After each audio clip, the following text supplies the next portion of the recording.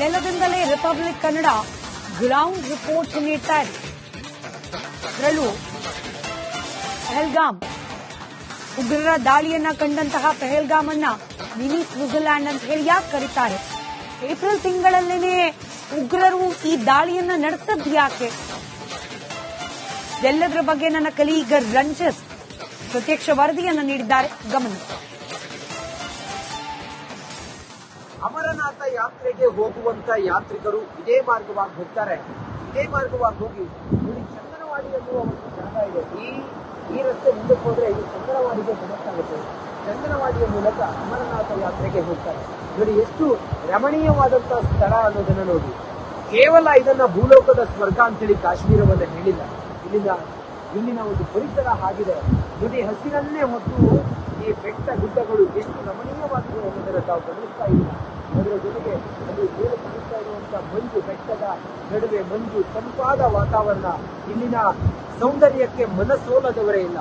ಹಾಗಾಗಿ ಇದು ಸೂಕ್ತವಾದ ಸಮಯ ಅನ್ನೋ ಕಾರಣಕ್ಕೋಸ್ಕರ ಸಾವಿರಾರು ಜನ ಈ ಸ್ಥಳಕ್ಕೆ ಬರ್ತಾರೆ. ಜಮ್ಮು ಕಾಶ್ಮೀರದ ಈ ಒಂದು ವಿಶೇಷವಾದಂತಹ ಪ್ರವಾಸಿ ತಾಣಗಳಿಗೆ ಹೋಗುವಂತ ಜನ ಈ ಸ್ಥಳಕ್ಕೆ ಬಂದೇ ಬರ್ತಾರೆ. ಬಂದು ಪೈಸ್ರಾನ್ ವ್ಯಾಲಿಗೆ ಹೋಗ್ತಾರೆ. ಪೈಸ್ರಾನ್ ವ್ಯಾಲಿಯಲ್ಲಿ ನಾನು ಹೇಳಿದಾಗೆ ಅಟ್ಯಾಕ್ ಆಯ್ತಲ್ಲ, ಆ ಸ್ಥಳಕ್ಕೆ ಹೋಗಿ ಅಲ್ಲಿನ ಸೌಂದರ್ಯವನ್ನ ಸವಿತಾರೆ. ವಿಶೇಷವಾದಂತಹ ಈ ಬೆಟ್ಟಗಳನ್ನ ನೋಡೋದೇ ಒಂದು ರೀತಿಯಲ್ಲಿ ಖುಷಿ ಯಾತ್ರಿಕರಿಗೆ ಅಥವಾ ಪ್ರವಾಸಿಗರಿಗೆ. ಅಮರನಾಥ ಯಾತ್ರೆಗೂ ಕೂಡ ಹೋಗೋದು ಅಲ್ಲಿ ತಲುಪ್ತಾರೆ. ಅಲ್ಲಿ ಮಧ್ಯದಲ್ಲಿ ಆರ್ಮಿ ವ್ಯಕ್ತಿಗಳಿದ್ದಾರೆ. ಪ್ರವಾಸಿಗರಿಗಾಗಿ ಅನುಕೂಲಕ್ಕೆ ಬೇಕಾದಂತೆ ಅಲ್ಲಿ ಕೆಲವು ಹೋಟೆಲ್ಗಳನ್ನ, ರೆಸಾರ್ಟ್ಗಳನ್ನು ಕೂಡ ಮಾಡಿದ್ದಾರೆ. ಅದೆಲ್ಲರೂ ಹೊರತಾಗಿ ನೋಡಿ, ಈ ಆರ್ಮಿ ತಾವು ಗಮನಿಸ್ತಾ ಇದ್ದೀರಿ. ಆರ್ಮಿ ವೆಹಿಕಲ್ಗಳು ಕ್ಷಣಕ್ಕೂ ಕೂಡ ಇಲ್ಲಿ ಮೂವ್ಮೆಂಟ್ ಆಗ್ತಾ ಇದೆ. ಯಾವುದೇ ಅಹಿತಕರ ಘಟನೆ ಅಥವಾ ಭಯೋತ್ಪಾದಕ ಚಟುವಟಿಕೆಗಳು ಇಲ್ಲಿ ನಡೆಯದ ಹಾಗೆ ಕಣ್ಗಾವಲನ್ನ ಪೊಲೀಸ್, ಜಮ್ಮು ಕಾಶ್ಮೀರದ ಪೊಲೀಸ್, ಸಿಆರ್ಪಿಎಫ್ ಹಾಗೆ ಎಲ್ಲ ಸೇನಾ ಸಿಬ್ಬಂದಿ ಮುಖಾಂ ನೋಡಿ ಎಲ್ಲವನ್ನು ಕೂಡ ಈಗ ನಿಯಂತ್ರಣಕ್ಕೆ ತಂದಿದ್ದಾರೆ. ಪೈಸ್ರಾನ್ ವ್ಯಾಲಿಯಲ್ಲಿ ಸಂಭವಿಸಿರುವಂತಹ ಆ ಭೀಕರ ಭಯೋತ್ಪಾದಕರ ದಾಳಿಯಿಂದಾಗಿ ಎಲ್ಲರೂ ಕೂಡ ಆತಂಕದಲ್ಲಿದ್ದಾರೆ. ಈ ಆತಂಕವನ್ನ ಹೋಗಲಾಡಿಸುವುದಕ್ಕೆ ಸೇನೆ ನಿರಂತರವಾಗಿ ಇಲ್ಲಿ ಗಸ್ತು ತಿರುಗ್ತಾ ಇರೋದನ್ನ ತಾವು ಗಮನಿಸಿದ್ರಿ. ಈ ಸುಂದರವಾದಂತಹ ಪರಿಸರದಲ್ಲಿ ಆ ನದಿ ಚಳಿ ಹರಿತಾ ಬರ್ತಾ ಇದ್ರೆ ಇದನ್ನು ನೋಡೋದಕ್ಕೆ ಜನರು ಸಾಗುತ್ತಿಲ್ಲ. ಇಂಥ ಒಂದು ಸುಂದರವಾದಂತಹ ಪ್ರಕೃತಿಯಲ್ಲಿ ಈ ಭಯೋತ್ಪಾದಕರ ಕೃತ್ಯವು ಮಾತ್ರ ನಿರಂತರವಾಗಿ ನಡೀತಾ ಇದೆ. ಆ ರೀತಿಯ ಫಾರೆಸ್ಟ್ಗಳಲ್ಲಿ ಅವರು ಇರ್ತಾರೆ. ಆ ಫಾರೆಸ್ಟ್ಗಳಲ್ಲಿ ಇದ್ದು ಭಯೋತ್ಪಾದಕ ಚಟುವಟಿಕೆಗಳನ್ನು ಮಾಡ್ತಾರೆ. ಆ ನಂತರ ಅವರು ಈ ಭಯೋತ್ಪಾದಕರು ಪ್ರವಾಸಿಗರನ್ನೇ ಟಾರ್ಗೆಟ್ ಮಾಡಿ ಅಟ್ಯಾಕ್ ಮಾಡ್ತಾರೆ. ಇದು ನಿರಂತರವಾಗಿ ಅಮರನಾಥ ಯಾತ್ರೆಯಿಂದ ಹಿಡಿದು ಬರುವಂತಹ ಪ್ರವಾಸಿಗರ ಮೇಲೆ ಈ ಭಯೋತ್ಪಾದಕರ ಕರಿನೇಳು ನಿರಂತರವಾಗಿದೆ.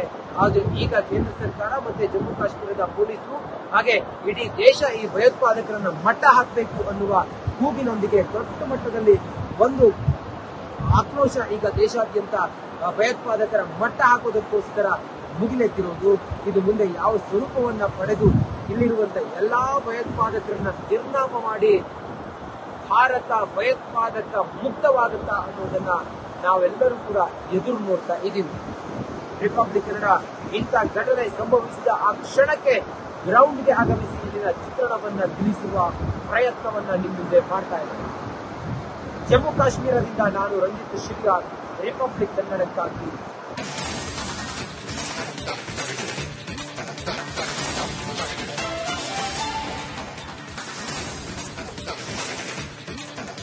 ಜಮ್ಮು ಕಾಶ್ಮೀರದ ನೆಲದಿಂದಲೇ ರಿಪಬ್ಲಿಕ್ ಕನ್ನಡ ಗ್ರೌಂಡ್ ರಿಪೋರ್ಟ್ ನೀಡ್ತಾ ಇದೆ. ಅದರಲ್ಲೂ ಪಹಲ್ಗಾಮ್ ಉಗ್ರರ ದಾಳಿಯನ್ನ ಕಂಡಂತಹ ಪಹಲ್ಗಾಮ್ ಅನ್ನ ಮಿನಿ ಸ್ವಿಟ್ಜರ್ಲ್ಯಾಂಡ್ ಅಂತ ಹೇಳಿ ಯಾಕೆ ಕರೀತಾರೆ?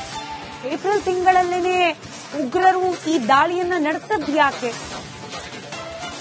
ಎಲ್ಲದರ ಬಗ್ಗೆ ನನ್ನ ಕಲೀಗ ರಂಜಿತ್ ಪ್ರತ್ಯಕ್ಷ ವರದಿಯನ್ನ ನೀಡಿದ್ದಾರೆ, ಗಮನಿಸಿ. ಅಮರನಾಥ ಯಾತ್ರೆಗೆ ಹೋಗುವಂತ ಯಾತ್ರಿಕರು ಇದೇ ಮಾರ್ಗವಾಗಿ ಹೋಗ್ತಾರೆ. ಇದೇ ಮಾರ್ಗವಾಗಿ ಹೋಗಿ ನೋಡಿ, ಚಂದನವಾಡಿ ಎನ್ನುವ ಒಂದು ಜಾಗ ಇದೆ. ಈ ರಸ್ತೆ ಮುಂದಕ್ಕೆ ಹೋದ್ರೆ ಇದು ಚಂದನವಾಡಿಗೆ ಬದಲಾಗುತ್ತೆ. ಚಂದನವಾಡಿಯ ಮೂಲಕ ಅಮರನಾಥ ಯಾತ್ರೆಗೆ ಹೋಗ್ತಾರೆ. ನೋಡಿ ಎಷ್ಟು ರಮಣೀಯವಾದಂತಹ ಸ್ಥಳ ಅನ್ನೋದನ್ನ ನೋಡಿ. ಕೇವಲ ಇದನ್ನ ಭೂಲೋಕದ ಸ್ವರ್ಗ ಅಂತೇಳಿ ಕಾಶ್ಮೀರವನ್ನ ಹೇಳಿಲ್ಲ. ಇಲ್ಲಿನ ಒಂದು ಪರಿಸರ ಆಗಿದೆ ನೋಡಿ. ಹಸಿರನ್ನೇ ಹೊತ್ತು ಈ ಬೆಟ್ಟ ಗುಡ್ಡಗಳು ಎಷ್ಟು ರಮಣೀಯವಾಗಿದೆ ಅನ್ನೋದನ್ನ ತಾವು ಗಮನಿಸ್ತಾ ಇಲ್ಲ. ಅದರ ಜೊತೆಗೆ ಅಲ್ಲಿ ಮೇಲೆ ಕಾಣಿಸ್ತಾ ಇರುವಂತಹ ಮಂಜು, ಬೆಟ್ಟದ ನಡುವೆ ಮಂಜು, ತಂಪಾದ ವಾತಾವರಣ, ಇಲ್ಲಿನ ಸೌಂದರ್ಯಕ್ಕೆ ಮನಸೋಲದವರೇ ಇಲ್ಲ. ಹಾಗಾಗಿ ಇದು ಸೂಕ್ತವಾದ ಸಮಯ ಅನ್ನೋ ಕಾರಣಕ್ಕೋಸ್ಕರ ಸಾವಿರಾರು ಜನ ಈ ಸ್ಥಳಕ್ಕೆ ಬರ್ತಾರೆ. ಜಮ್ಮು ಕಾಶ್ಮೀರದ ಈ ಒಂದು ವಿಶೇಷವಾದಂತಹ ಪ್ರವಾಸಿ ತಾಣಗಳಿಗೆ ಹೋಗುವಂತ ಜನ ಈ ಸ್ಥಳಕ್ಕೆ ಬಂದೇ ಬರ್ತಾರೆ.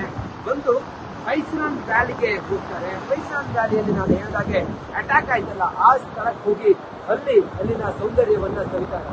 ವಿಶೇಷವಾದಂತಹ ಈ ಬೆಟ್ಟಗಳನ್ನ ನೋಡೋದೇ ಒಂದು ರೀತಿಯಲ್ಲಿ ಖುಷಿ ಯಾತ್ರಿಕರಿಗೆ ಅಥವಾ ಪ್ರವಾಸಿಗರಿಗೆ. ಅಮರನಾಥ ಯಾತ್ರೆಗೂ ಕೂಡ ಹೋಗೋದು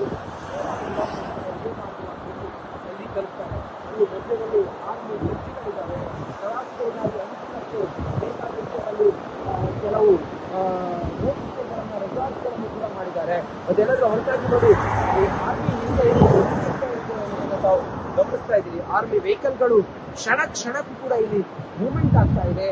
ಯಾವುದೇ ಅಹಿತಕರ ಘಟನೆ ಅಥವಾ ಭಯೋತ್ಪಾದಕ ಚಟುವಟಿಕೆಗಳು ಇಲ್ಲಿ ನಡೆಯದ ಹಾಗೆ ಕಣ್ಗಾವಲನ್ನ ಪೊಲೀಸ್, ಜಮ್ಮು ಕಾಶ್ಮೀರದ ಪೊಲೀಸ್, ಸಿಆರ್ಪಿಎಫ್ ಹಾಗೆ ಎಲ್ಲ ಸೇನಾ ಸಿಬ್ಬಂದಿ ಮುಖಾಂ ನೋಡಿ ಎಲ್ಲವನ್ನು ಕೂಡ ಈಗ ನಿಯಂತ್ರಣಕ್ಕೆ ತಂದಿದ್ದಾರೆ. ಪೈಸ್ರಾನ್ ವ್ಯಾಲಿಯಲ್ಲಿ ಸಂಭವಿಸಿರುವಂತಹ ಆ ಭೀಕರ ಭಯೋತ್ಪಾದಕರ ದಾಳಿಯಿಂದಾಗಿ ಎಲ್ಲರೂ ಕೂಡ ಆತಂಕದಲ್ಲಿದ್ದಾರೆ. ಈ ಆತಂಕವನ್ನ ಹೋಗಲಾಡಿಸುವುದಕ್ಕೆ ಸೇನೆ ನಿರಂತರವಾಗಿ ಇಲ್ಲಿ ಗಸ್ತು ನೀಡ್ತಾ ಇರುವುದನ್ನ ತಾವು ಗಮನಿಸಿದ್ರಿ. ಈ ಸುಂದರವಾದಂತಹ ಪರಿಸರದಲ್ಲಿ ಆ ನದಿ ಚಳಿ ಹರಿತಾ ಬರ್ತಾ ಇದ್ರೆ ಇದನ್ನು ನೋಡೋದಕ್ಕೆ ಜನರು ಸಾಗುತ್ತಿಲ್ಲ. ಇಂಥ ಒಂದು ಸುಂದರವಾದಂತಹ ಪ್ರಕೃತಿಯಲ್ಲಿ ಈ ಭಯೋತ್ಪಾದಕರ ಕೃತ್ಯವು ಮಾತ್ರ ನಿರಂತರವಾಗಿ ನಡೀತಾ ಇದೆ. ಆ ರೀತಿಯ ಫಾರೆಸ್ಟ್ಗಳಲ್ಲಿ ಅವರು ಇರ್ತಾರೆ. ಆ ಫಾರೆಸ್ಟ್ಗಳಲ್ಲಿ ಇದ್ದು ಭಯೋತ್ಪಾದಕ ಚಟುವಟಿಕೆಗಳನ್ನು ಮಾಡ್ತಾರೆ. ಆ ನಂತರ ಅವರು ಈ ಭಯೋತ್ಪಾದಕರು ಪ್ರವಾಸಿಗರನ್ನೇ ಟಾರ್ಗೆಟ್ ಮಾಡಿ ಅಟ್ಯಾಕ್ ಮಾಡ್ತಾರೆ. ಇದು ನಿರಂತರವಾಗಿ ಅಮರನಾಥ ಯಾತ್ರೆಯಿಂದ ಹಿಡಿದು ಬರುವಂತಹ ಪ್ರವಾಸಿಗರ ಮೇಲೆ ಈ ಭಯೋತ್ಪಾದಕರ ಕರಿನೇಳು ನಿರಂತರವಾಗಿದೆ.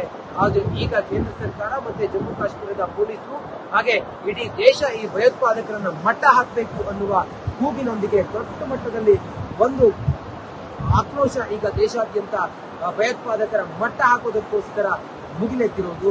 ಇದು ಮುಂದೆ ಯಾವ ಸ್ವರೂಪವನ್ನ ಪಡೆದು ಇಲ್ಲಿರುವಂತಹ ಎಲ್ಲಾ ಭಯೋತ್ಪಾದಕರನ್ನ ನಿರ್ನಾಮ ಮಾಡಿ ಭಾರತ ಭಯೋತ್ಪಾದಕ ಮುಕ್ತವಾಗುತ್ತಾ ಅನ್ನೋದನ್ನ ನಾವೆಲ್ಲರೂ ಕೂಡ ಎದುರು ನೋಡ್ತಾ ಇದ್ದೀವಿ. ರಿಪಬ್ಲಿಕ್ ಕನ್ನಡ ಇಂಥ ಘಟನೆ ಸಂಭವಿಸಿದ ಆ ಕ್ಷಣಕ್ಕೆ ಗ್ರೌಂಡ್ಗೆ ಆಗಮಿಸಿ ಇಲ್ಲಿನ ಚಿತ್ರಣವನ್ನ ತಿಳಿಸುವ ಪ್ರಯತ್ನವನ್ನ ನಿಮ್ಮ ಮುಂದೆ ಮಾಡ್ತಾ ಇದ್ದೇನೆ. ಜಮ್ಮು ಕಾಶ್ಮೀರದಿಂದ ನಾನು ರಂಜಿತ್ ಶಿರ್ಗಾರ್, ರಿಪಬ್ಲಿಕ್ ಕನ್ನಡಕ್ಕಾಗಿ.